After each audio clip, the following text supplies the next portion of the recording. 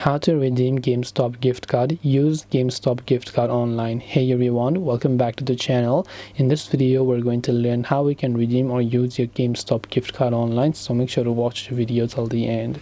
In order to redeem your GameStop gift card online, you need to do so during the checkout process. Now you can use the GameStop app, or you can go to GameStop.com, sign into your GameStop account and add the products that you want to buy to your cart, right? So just tap on the cart icon from the top right hand side, and if you've added any sort of anything, so just head over to the checkout process. Now let's say you want to redeem your gift card.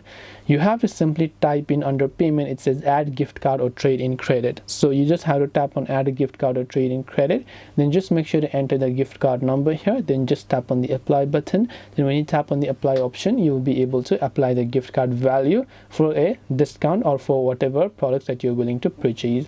This way you'll be able to go ahead and then basically redeem and use your GameStop gift card online. Hope the video really helped you. If you have got any more questions, feel free to leave them down below. Thank you for watching and see you soon in the next video.